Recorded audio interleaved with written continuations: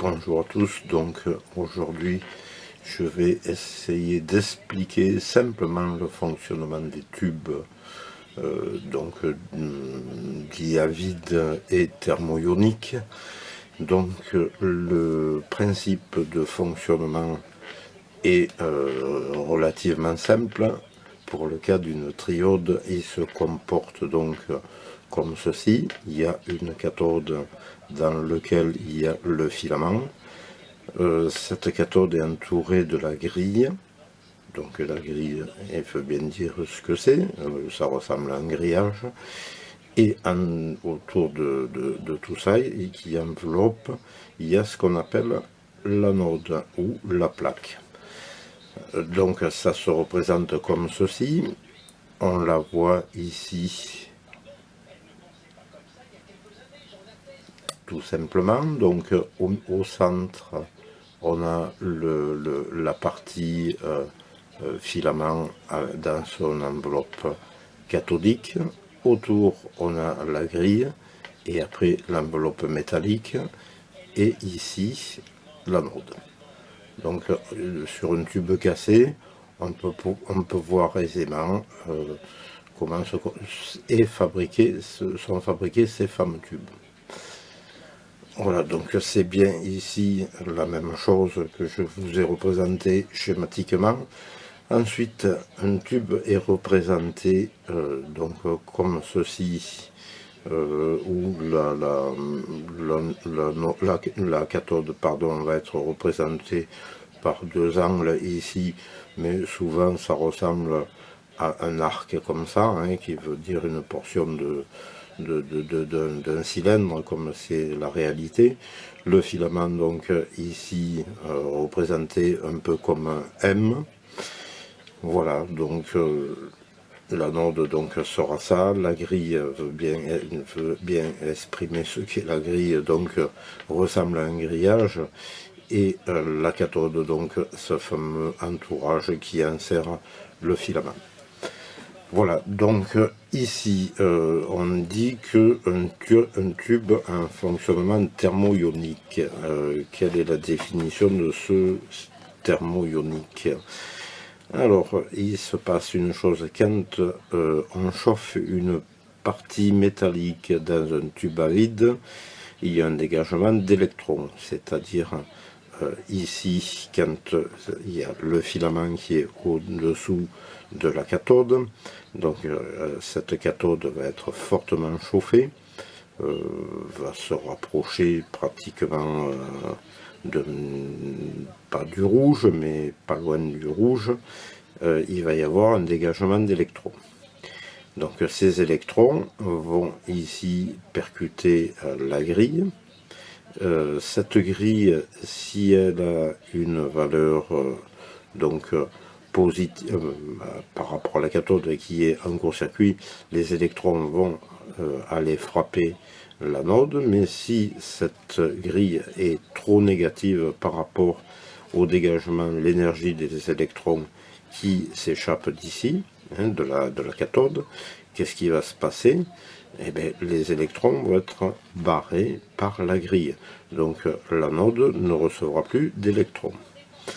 Voilà, donc ici j'exprime bien le système. On chauffe, donc on chauffe la cathode est émissive et elle émet donc les électrons vers la grille, la grille peut être barrière, ou barrière et commande la projection des électrons vers l'anode.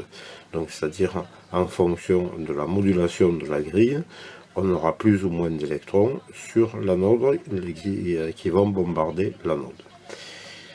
Donc je vous ai marqué ici, on peut observer une chose sur la grille par rapport à la cathode, on peut observer une tension négative. Ce qui est une réalité. Si un tube n'est pas alimenté en continu entre qu'on émette une tension positive sur l'anode et 0 sur la cathode. Si je ne fais pas ça, je peux observer une chose avec un voltmètre. Donc on va voir ça ici. Là je vais débrancher ma tension anodique. J'ai pris ici une pentode EL84. On va regarder entre la grille et la cathode.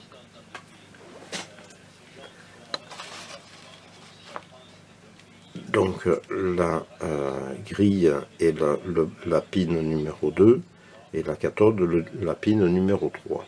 Maintenant, si je raccorde mon voltmètre dessus, j'ai moins 0,78 volts. Donc il y a bien une émission des électrons qui est transformée à une valeur continue. Si je débranche mon filament, qu'est-ce qu'on va observer? À mesure que la cathode se refroidit, la tension chute jusqu'à arriver à une valeur nulle quand la cathode sera froide. Si je remets donc maintenant mon chauffage,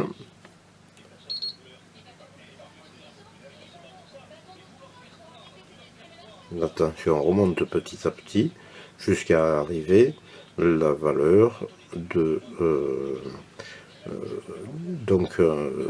qu'on avait mesuré auparavant.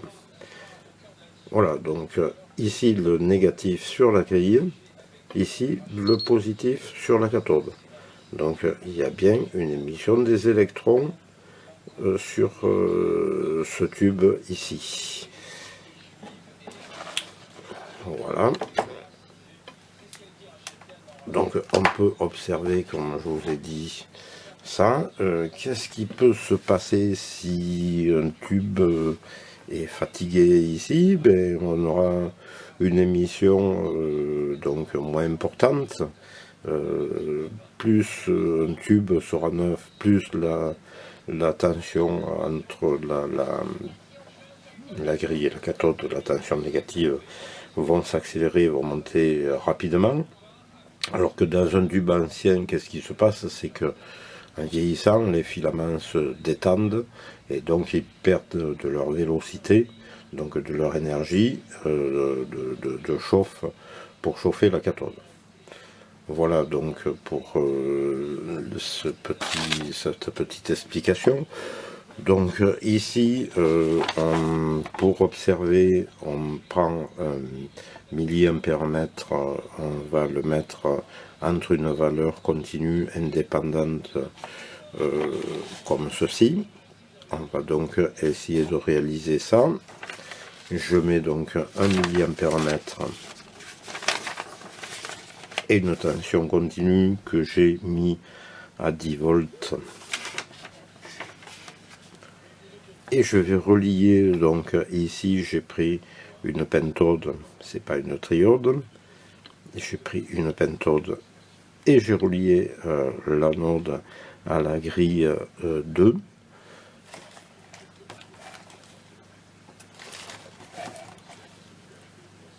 Alors j'ai mis 1 milliampère-mètre à aiguille pour que vous observiez bien si on arrive à voir correctement ici l'aiguille. Donc si je fais un court-circuit maintenant entre la grille et la cathode,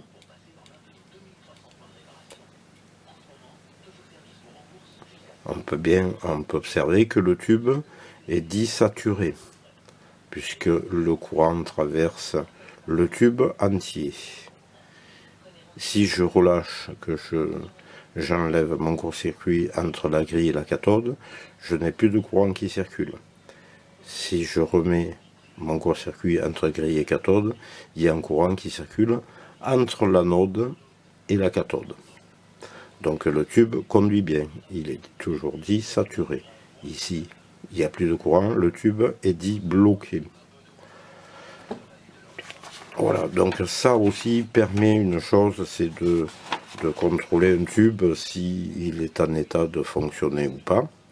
Donc là, je vous ai pris le cas d'une pentode. Donc la pentode peut se dessiner de deux formes, donc ou comme ça ou comme ça. Alors qu'est-ce qu'il se passe ici? On a donc comme il est dit, pentode, donc 5 électrodes. On a la cathode, la G1, la G2, l'écran et l'anode. Qu'est-ce qu'est l'écran? L'écran, il permet une chose, donc quand les électrons vont partir de la cathode, vont être modulés ou bloqués ou annulés par la grille de commande qui est la G1. Ici, on a une grille qu'on appelle d'accélération. Donc cette grille d'accélération va encore un peu plus disperser les électrons. Si il n'y avait pas cet écran ici, on aurait des échappements d'électrons un peu de partout. Donc l'écran est là pour ramener et canaliser le faisceau d'électrons bien sur l'anode.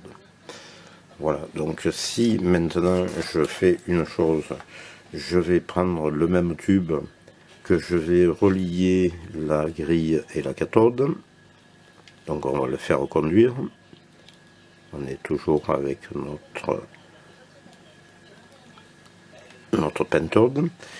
Je vais maintenant débrancher mon alimentation sur ma grille d'accélération et mon anode. Donc là on va raccorder le positif sur l'anode l'anode est la broche numéro 1, 2, 3, 4 et 5, ça c'est le chauffage, 6 et il n'y a rien, 7 c'est l'anode. Donc on va raccorder ici sur l'anode et on peut observer une chose, que il n'y a aucun courant, et pourtant j'ai bien un court-circuit entre mon G2, mon G1, pardon, j'ai mon court-circuit entre mon G1 et ma cathode. Donc le tube devrait conduire fortement. Et ce n'est pas le cas. Alors si maintenant je mets le G2 au potentiel de l'anode, ici effectivement on peut bien se rendre compte que le courant monte. Si maintenant je mets mon positif que sur mon G2, attention, ça c'est un risque. On peut le faire qu'avec des petits courants, mais pas avec des forts courants. Donc ici sur l'anode, si je la laisse en l'air, on peut observer un courant.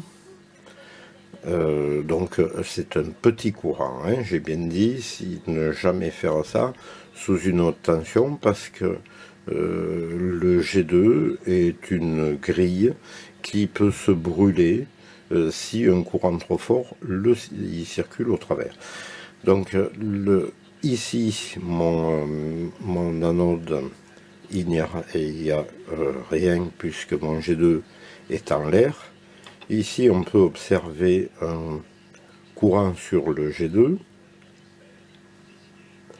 qui est moins important que si je relie l'anode avec. Donc il y a bien une accélération, donc on peut bien appeler cette électrode d'accélération. Donc on a bien une accélération des électrons. Donc ici quand je relie mon G2 avec mon anode, le tube fonctionne comme on peut l'appeler en pseudo-triode. On augmente considérablement sa pente, donc après sa tension de polarisation n'est plus la même.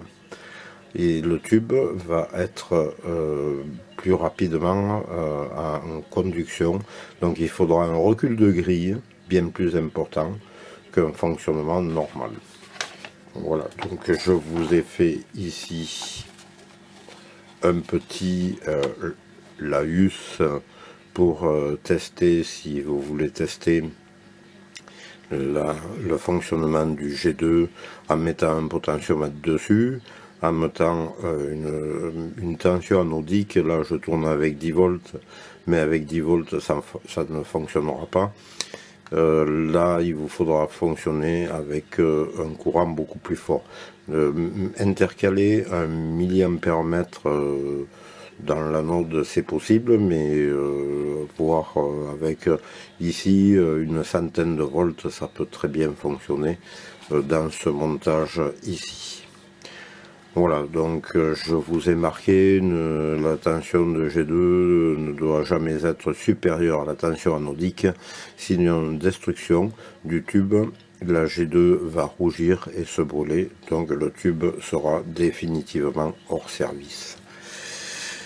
Voilà, donc pour la petite explication, avec un tube juste broché comme vous pouvez le voir ici, et on peut observer, donc là si j'enlève mon court-circuit sur ma G1, le courant disparaît, donc le tube se bloque. Ceci fonctionne, là je suis à 1,6 mA avec 10 volts, donc on peut voir qu'on arrive à 1,4 mA. Donc ça permet de tester un tube en basse tension, voir s'il est fonctionnel ou pas. Et de comparer aussi certains tubes, leur bon état ou leur mauvais état, quand on ne sait pas si, et d'autant si on n'a pas de lampemètre. Donc ça permet de tester comme ça les tubes avec peu de choses. Une alimentation, deux alimentations, une alimentation pour le chauffage, donc 6 volts 3 dans ce cas-là. Donc pour tous les tubes Noval, pour la plupart, c'est le chauffage, c'est le 4 et 5. Donc comme on peut le voir ici, pour tout ce qui est Noval. Alors on peut compter à partir le 1, ça se compte dans le sens des aiguilles d'une montre, dans le sens horaire, 1, 2, 3, 4, 5. Alors ici il est déterminé la tension de chauffage entre 4 et 5. Ici le courant absorbé par le tube, donc en encadré rectangulaire, et ici sa tension de chauffage en alternatif ou en continu. C'est pas, disons, c'est général comme ça. Dans beaucoup d'explications, on trouve l'encadré rectangulaire, le courant, et un cercle, la tension de chauffage. Voilà, que dire de mieux, là, pour la petite explication, c'est tout. Donc ici, la pin numéro 2, c'est la grille 1 du grille de commande. Ici, c'est la cathode et la grille, donc ce que je vous ai dit, c'est la G3, et qui s'appelle aussi suppressor dans certains cas. 4 et 5 chauffage, 6 rien, 7 l'anode, 8 rien et 9 la G2, donc ou anode d'accélération. Alors, électrode d'accélération, pardon, grille d'accélération. Ici, un encadré, on a un courant donc à milliampères. Donc le courant absorbé par la G2 sera de 5,5 mA pour un courant anodique de 48 mA, donc qui va traverser la totalité du tube. On rajoutera donc ces deux courants et on retrouvera ces deux courants sur la cathode pour faire ce qu'on appelle le calcul pour la résistance de polarisation de cathode. Donc ce qui nous permettra de donner, comme la grille est considérée la grille 1 à la masse mis par cette résistance ici, et on aura ce qu'on appelle une polarisation automatique, et le tube se polarisera par par le propre courant qui va le traverser. Et dans la résistance de cathode, donc les deux courants sont les courants rajoutés de G2 plus le courant anodique. Donc ce courant, bien entendu, vient comme ça traverser le tube, revient sur la cathode, traverse la résistance de cathode, et il va se créer une différence de potentiel entre la masse et la cathode. Donc la masse va être négative par rapport à la cathode qui va être positive, puisque le courant positif vient bien traverser le tube. Et ce qui permet d'établir ici ce qu'on appelle la polarisation du tube par un système de polarisation automatique. Voilà, et bien je vous dis à la prochaine fois pour cette petite explication rapide sur le tube. Je ne rentrerai pas dans les détails. Il y a des gens qui le font mieux que moi, audio et radio à tube est beaucoup plus explicite que moi et plus technique que moi et beaucoup plus mathématique. Mais la petite explication que je vous donne ici est donc une explication simple, rapide pour vous permettre de contrôler vos tubes et là une compréhension simple de rentrer dans les tubes. Voilà, je vous dis à la prochaine vidéo.